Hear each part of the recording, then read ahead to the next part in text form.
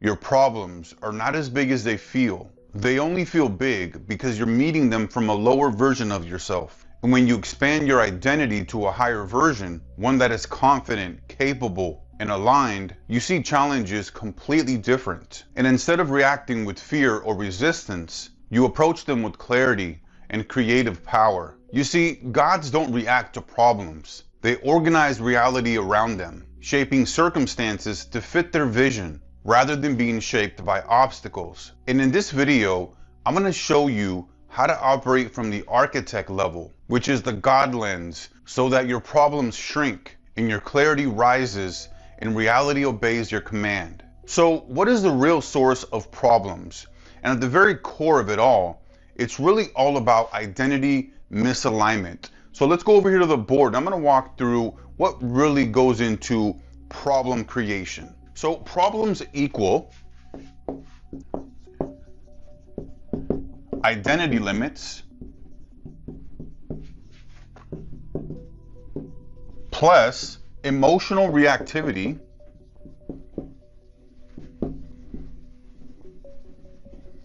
plus internal OS misalignment. Okay? So what does this all mean? So this is the source of problems, okay? And so here's the formula. Your problems equal your identity limits. These are self-imposed, okay, of how you view yourself, how you see yourself in reality into the external world, plus your emotional reactivity, how you react to situations, circumstances, which then will give you an emotion, and then you're going to react a certain way. And then plus your internal operating system, right? How you process your entire reality and existence itself, right? How you see yourself in the whole entire playing field, right? This is the overall understanding of what problems are. And so there's three things that I want you to keep in mind when it comes to problems. Number one, problems don't exist out there, okay? In terms of thinking that problems are out there in the ether and just hanging around. They're not. Problems are not just like objective facts that are just floating out there in the ether, and it's just an objective fact that this particular situation, circumstance, or experience, whatever that may be, is a problem. No, it's because you have decided from your identity level and your identity perspective that this is a problem. Because two people can have the same exact experience, the same circumstance, the same event, and interpret it completely different, right? Let's say you have two different people that are in a traffic jam, right? It's 5 o'clock traffic jam and they're both trying to get home. One person can get completely upset and play the victim role of like, man, nothing ever good happens to me. I'm always in this traffic. I hate my life. I hate what's going on. All of that, versus another person can see that exact situation and circumstance and take time to listen to audiobooks and be like, hey, listen, this is actually a really good time for me to better myself, right? To listen to productive and proactive, empowering type of content, right? Listen to a podcast or whatever that may be. Same exact circumstance, event, situation, two different people are going to interpret that completely different based on their identity level. And then number two, problems exist because of who you are,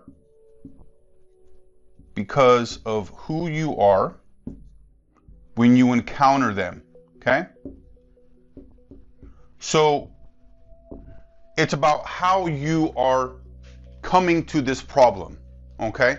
What's the identity level from that perspective that you have decided to see this particular situation? Because we've already understood and realized that objectively speaking, an event, a circumstance, a situation, an event isn't necessarily a problem unless that individual has decided to label it as a problem, right? So it's really about problems existing because of who you are when you are encountering them.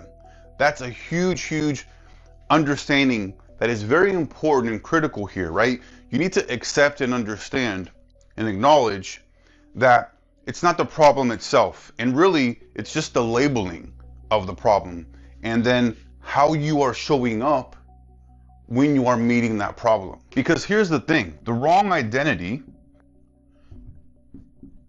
meets a neutral, running out of space here, situation, okay, or circumstance, and labels it as a problem and decided that it is a problem. So problems don't exist out there in the ether, right? Objectively stating a fact that this is a problem, right? Because two different people can look at the same situation and label it completely different. Problems exist because of who you are when you encounter them. And then the wrong identity can meet a neutral situation and label it as a problem. And this is really important here with number 2, because your current identity interprets the existing events that are happening from that lens. If your self-image is limited or reactive, you're more likely to label situations as problems, when there honestly could be very neutral or not even a problem at all, but maybe just a small minor inconvenience. And even think about that right there in and of itself in terms of the language. When you can even start with the micro action, micro behavior of looking at problems or so-called problems that you had labeled them, and looking at them now from the lens of a minor inconvenience, right?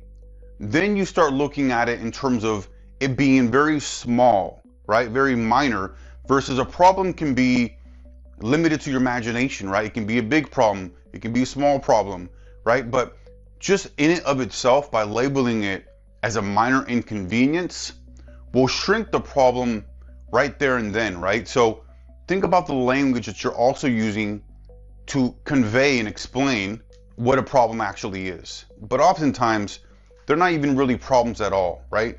We've just decided to attach that meaning because of the current identity level. And then here with number 3, the wrong identity meets a neutral situation and labels it a problem, right? Think about, let's say at your work, let's say you're working and you have a sudden change in your department, or you get a new manager, or you get a new assignment, whatever it may be, right? That particular situation and event and circumstance can be seen and labeled as fear, uncertainty, doubt.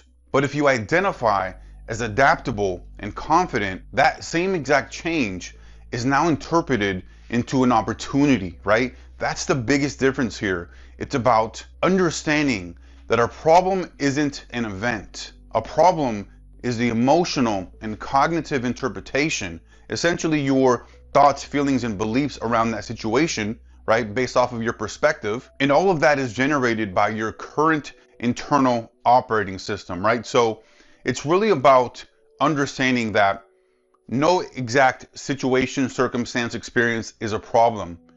It's who you are when you're meeting that particular event that is deciding whether to label something a problem or an opportunity, right? So it's dual-sided.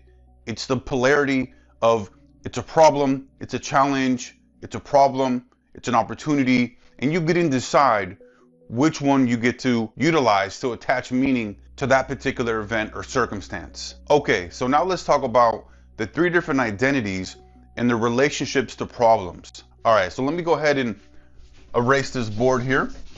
I know this was a lot, but I wanted to really emphasize this and understand what is the source of the problems, right? Of problems in general, okay? Let me get this out of here. So the 3 identities and their relationship to problems, okay? So I'm going to draw a triangle here, okay? And this is going to break down the 3 different identities and the relationship to the actual problems themselves. Let's go up here. This is the top layer. And then we have a small percentage of individuals down here. And so this is the reactive individual. And this is the masses here. So reactive individual. Let's put parentheses here, masses. This is where the majority of people are at, unfortunately. This is about 70 to 80% of people. And then this middle layer is the strategic observer. And this is only about 15 to 20% of people.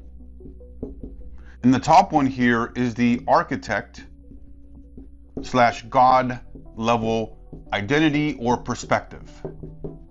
Okay? And so this is only about 5 to 10% of people. And I probably could add a little bit more here in terms of to the strategic observer, maybe add a little bit more down here like this right here, right? But this is the majority here, the masses 70 to 80%. This is the strategic observer, 15 to 20%. And then we have the architect, the God level identity and lens, which is only about 5 to 10% of people in society. And so what are some of the characteristics of the reactive individual, right? Which is the masses. So for them, they have emotional turbulence.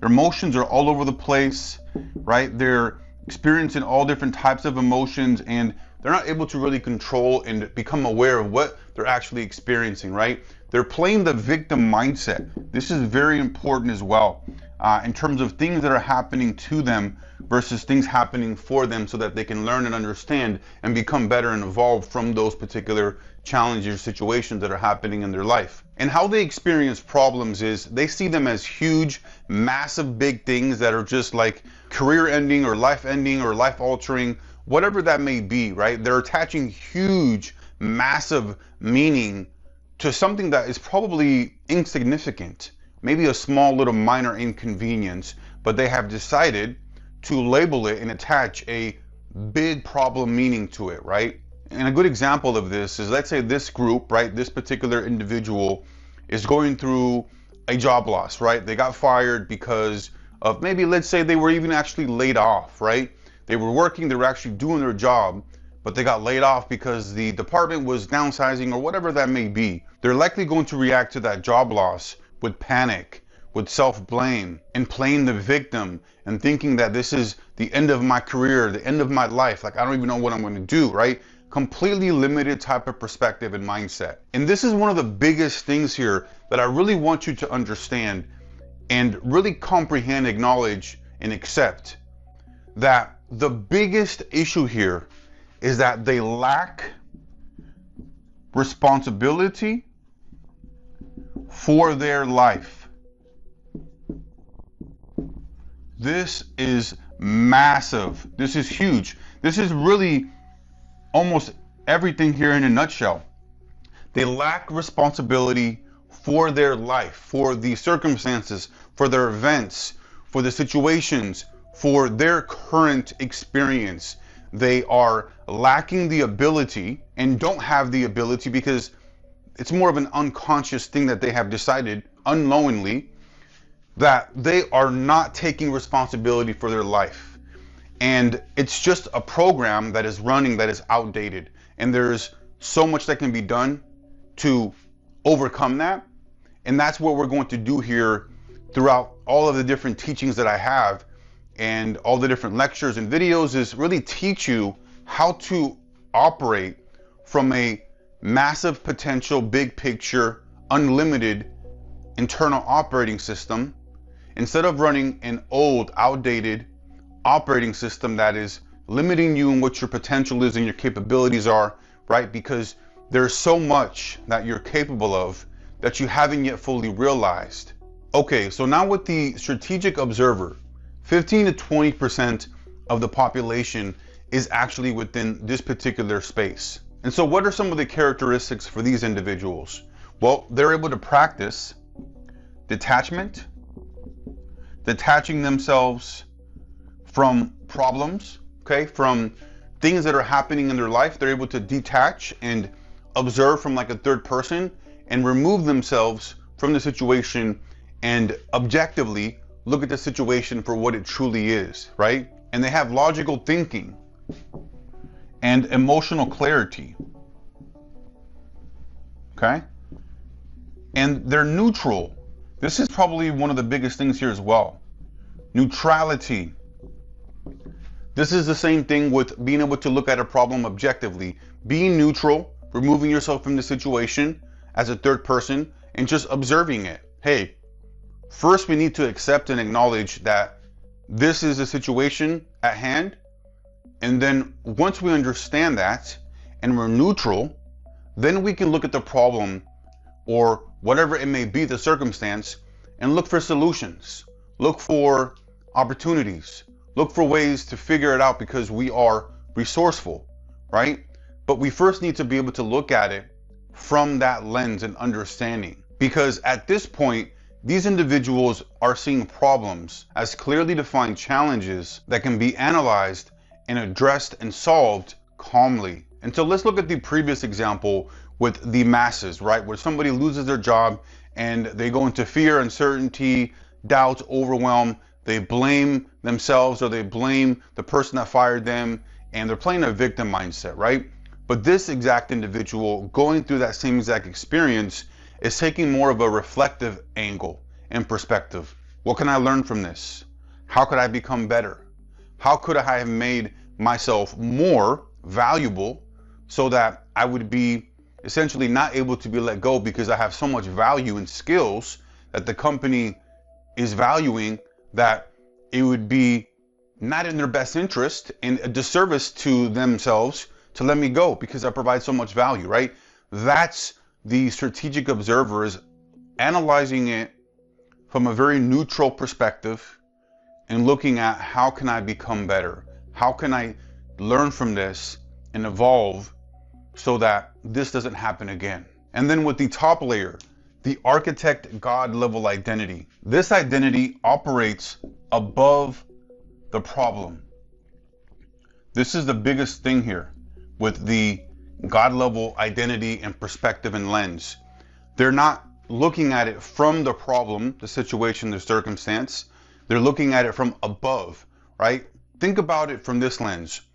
Think of yourself as being up there on one of the satellites up in space, okay? You're up there and you're looking down directly into the world, and you're looking for like a small little piece of land, right? Maybe a small little city or area, whatever that may be. That's the perspective and the lens that you want to look at your problems from, okay? You want to see them as very small, little tiny minor things, that where you are operating and looking at them from above, from a bigger perspective, right? Because then that leaves you with so much room for resources, for finding solutions and finding ways to figure this out and to solve whatever problem that you have, right? Because when you're operating and thinking and working from the problem itself, oftentimes you're running your old scripts or just your current narrative, your identity, and that is often limited. So when you see things from a very high level, from a very big picture and above them, you're no longer inside of them and looking down like, hey, this is a small little minor inconvenience.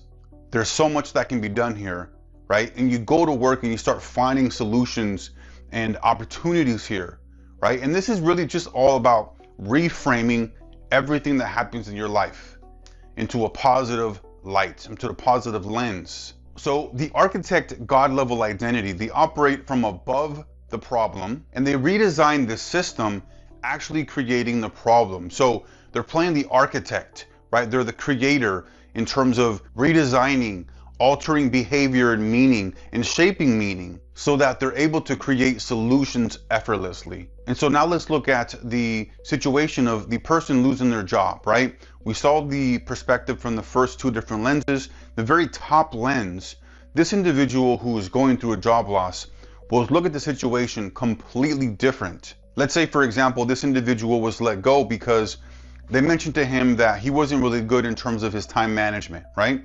And so from this lens, you look at that as, okay, what can I do here to make sure that this doesn't happen again?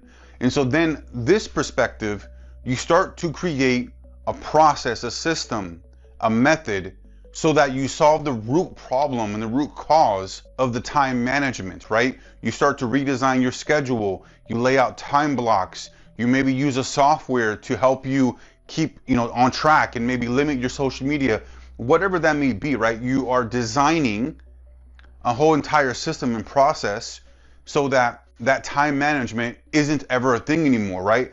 You're fixing it at the root cause. And that's the biggest difference here. And the reality shifts here because this level of identity influences not just the outcomes, but the underlying causes, right? The root cause of it all. Because you don't solve problems at the level that they appear. You solve them at the level above them. Okay, so now let's look at the God level perspective. Let me erase this board right here.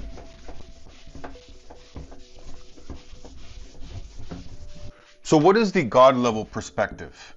Well, let's lay this out here. Level perspective. Individual plus observer plus architect. This is the God level identity or perspective or lens. The God level identity or lens archetype is really the highest level of awareness and control over your reality. Unlike the reactive individual or even the strategic observer, the God level identity actively shapes circumstances through three core powers, and we're going to go over those ones individually here. So let's break this down here into three different sections. So let's go like this and like this. Okay, so the first power is the interpretive power. This is where you decide what a problem means. Okay? You have decided that something is a problem or something is not a problem, right? And that is a superpower. That is a complete reframing and reshifting of how most people see reality or experience. It's about you deciding what a problem actually means to you, or if it's even a problem in the first place. Because the meaning determines your emotional response, which then drives your behavior. A simple example of this is, let's say you have two different people that are bidding on a project and they, for whatever reason, they lose the contract, right? One person sees it as failure, as they're not good enough, and they feel defeated, right? They are seen and have taken the identity of being defeated, versus the other person takes that as feedback, right? In terms of the God lens, they look at it as feedback and they reflect upon it and they think about what are the different things that they could have done completely different that may have moved the needle or made a significant difference or change, right? They are able to analyze it objectively and reflect upon what they could have done differently or better, or if it just wasn't in the cards, right? Whatever that may be, the God level identity and lens really is empowering in terms of they're always going to win. They're always going to come out on top no matter what. And that's the perspective and the lens that you should always have as well. No matter what happens, I'm always going to come out on top because I have deliberately chosen and decided that that's how I'm going to look at things and that's how I'm going to live my life, right? Everything really just comes down to a decision and meaning that is going to be attached to reality and experiences itself. And so changing meaning changes emotions and it changes your actions. And the power number two, structural power. Okay? This is where you redesign or restructure the system that actually creates the problem in the first place. Okay? So this is where, as I mentioned earlier, somebody has a problem with time management. Instead of trying to do different techniques or productivity hacks or doing all these different things, they look at what is the root cause. Okay, the root cause is because I don't have a system, I don't have a process, I don't have a schedule, I don't have tools that I'm using to help me make sure that I'm on point and that I'm not wasting my time, right? I don't have things laid out on my calendar in terms of from this time to this time I'm going to be doing X and Y, and on this day during this time I'm actually not available because I'm working on A, B, and C. And this power really allows you to just completely remove the root cause and restructure the system, that whole process that is actually limiting you from not allowing you to be somebody who actually manages their time extremely well, right? Because the God level architects don't fight the storm. They change the climate. And this is a massive thing, right? Think about it. Instead of trying to go head to head with the storm and trying to fight it, you're just getting yourself more involved and more caught up in the storm itself, versus the God level architect identity lens actually changes the climate and creates that climate so that there's not a storm here, right? It was just passing by, right? It's not there anymore because we have deliberately created a system and a process so that that storm came through, but it's not here anymore. It was only here for a little minor inconvenience, minor point in time, right? And then the third power is the directive power. So this is really important as well here. This is where you're being proactive versus reactive. So you are choosing your future direction actively instead of reacting passively to current situations or circumstances.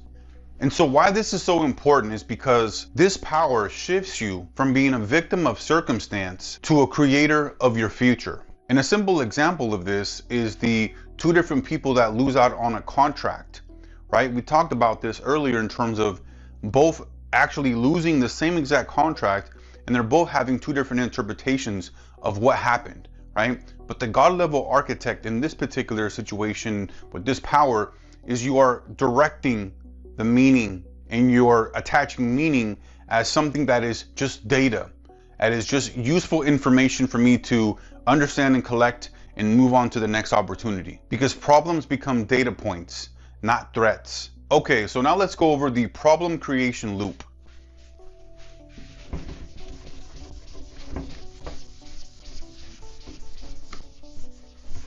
Problem creation loop.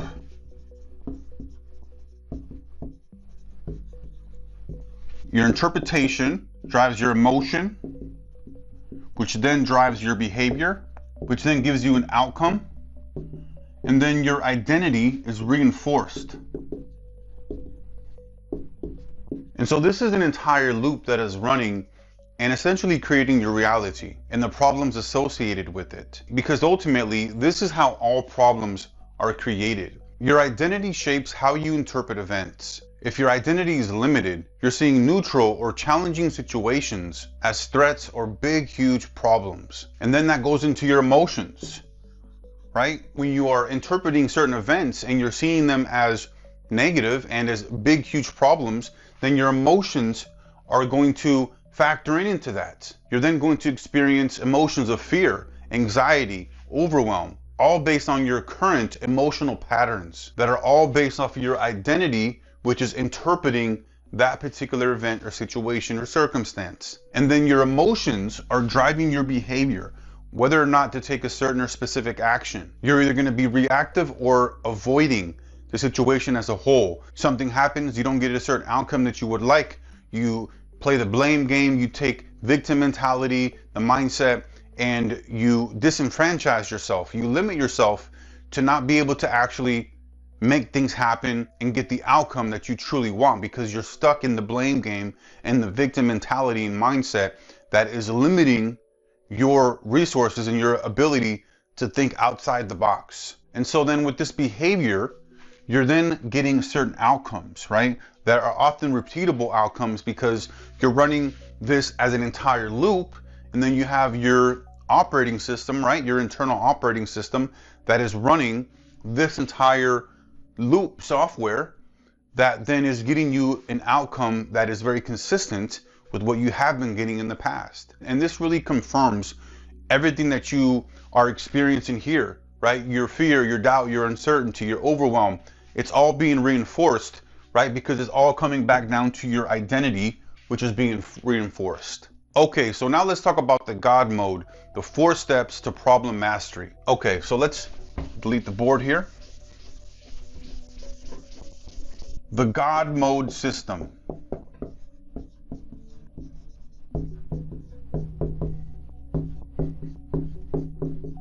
So this is the 4 steps to problem mastery. This starts with observe, then neutralize, then you architect, and then you direct. So with the observe, this is where you want to step outside yourself, okay? This is where you want to look at your situation, your experience, whatever's going on from an objective third person perspective. Step outside of self and observe. Just observe, look at the situation neutrally, and remove and detach your emotional feelings around it. Because when you're in the problem emotionally, it's hard to detach and see the problem objectively so that you're able to make good decisions. And so think about this as like you're in a movie theater, and instead of actually playing your part, you step outside of the individual, right, yourself, and you sit down in a movie theater and you are watching your movie, right, on the big screen, and you are removing yourself from the actual character and you're just observing, right? You're watching yourself on the big screen in a movie theater, and you're by yourself and you get to see what's going on, what's happening, right? But from a third person detached perspective. And then number two, we want to neutralize. We want to remove the emotional charge. This is really important here. You need to be able to calm your nervous system, and this is a really good way for you to do this. Take deep breaths. Inhale and hold for a few seconds, 3 to 5 seconds.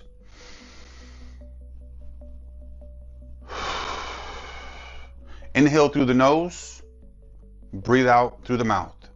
And if you do that a few times, 3 to 5 times, you're going to calm your nervous system. You're going to be able to have a little bit more of a level head to look at the situation objectively, right? Because you can't make decisions, you can't solve problems by being, in a crazy state of mind where you're just kind of all over the place and you have all different emotions running through your mind and different feelings and just, thinking the worst of the situation, right? You can't try to solve a puzzle when your hand's shaking, right? Your hand's trying to put together the puzzle pieces, but your hand's all over the place, right?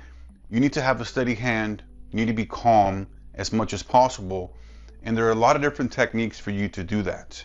So let's neutralize the situation and remove the emotional charge that's associated with it. And then number three, we want to redesign what created the problem. What created the problem?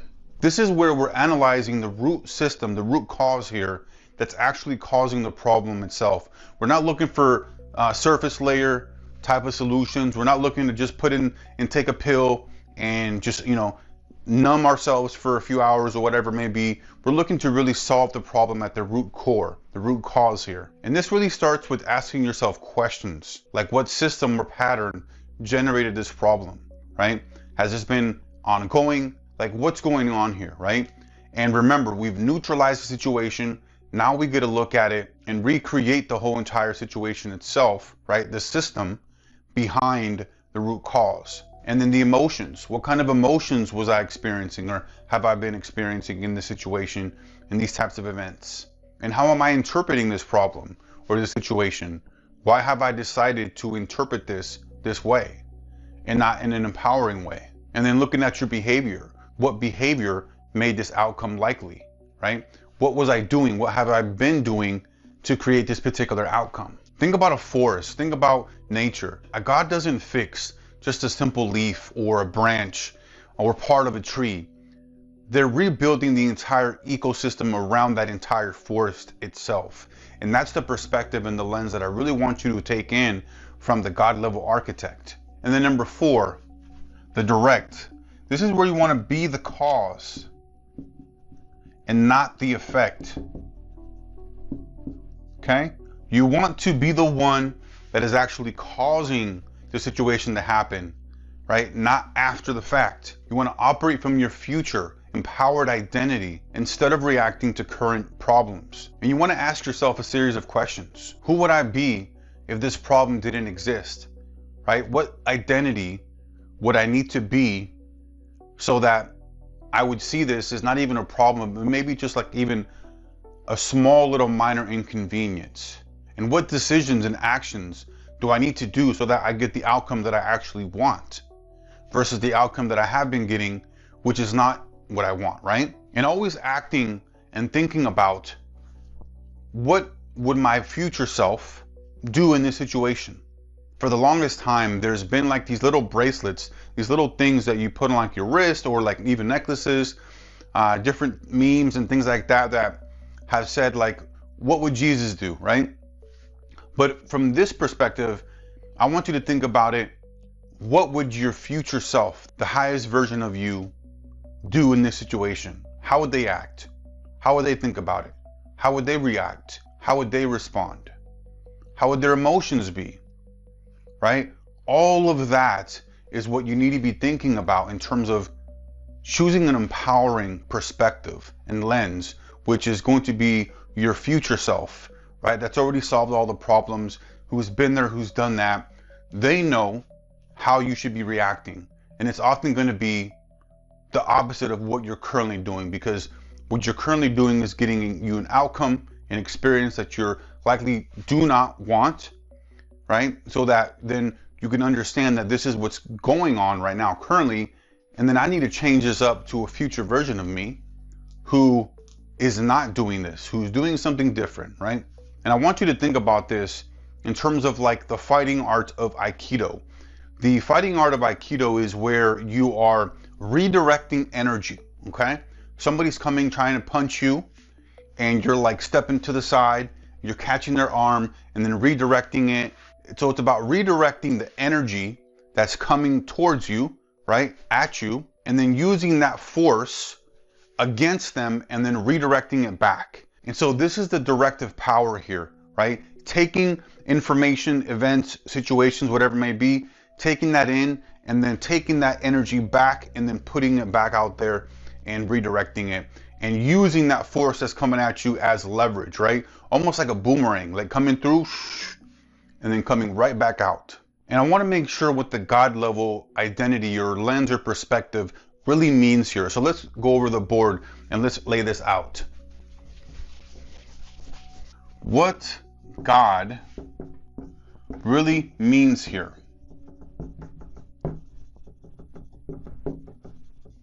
The God identity isn't about feeling superior or ego driven. It's about stepping into true authority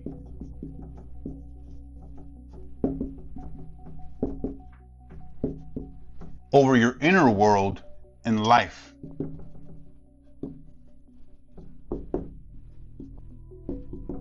This is an important distinction and understanding here. The God reality, the God level architect perspective, what this really is just about stepping into the true authority over your inner world and your reality. That's really what this identity is all about, right? And the key components of the God level identity is emotional regulation, having cognitive clarity, identity elevation, self-authorship, and reality creation through meaning. And so with emotional regulation, you have complete mastery over your feelings, your emotions, everything that's happening. You don't immediately label them as problems, as negative things, and then get your emotions all riled up and get swept away by fear, uncertainty, overwhelm, anger. You have mastery over your emotions. And then you have cognitive clarity. You have unbiased thoughts, perspectives, opinions based off of the events being exactly what they are and not distorted by old beliefs or fears. And then the identity elevation, where you're operating and thinking from the higher version of you, right? The future version of yourself. What would the future version of me do in this situation? How would they react? How would they think about this? And then the self-authorship, probably one of the most important parts here. Self-authorship. This is where you're taking full responsibility and accountability for your entire life, for everything that's happening in your life, for everything that's happening, right? The past, the present, all of that. You're taking full responsibility and accountability for all of that. And that's probably one of the hardest things to do. It's very challenging, but it's very empowering. So you're taking full responsibility for your thoughts, your feelings, your actions, your interpretations, and you're no longer blaming external circumstances. You're taking full accountability and understanding that the buck stops with me. And then the reality creation through meaning. This is where you are creating your reality by the meaning that you're attaching to the events, and that you get to decide whether something is good or bad, or whether you're attaching a negative or a positive meaning to a certain circumstance. And so the version of God here, in terms of what this really means here, and my perspective and my view in terms of what this really means here, is the architect who stops being controlled by life and starts creating it, and someone who shapes the reality intentionally through clarity, emotion, identity, and meaning. And here's the master formula for the God level identity perspective lens. Problems shrink as identity expands.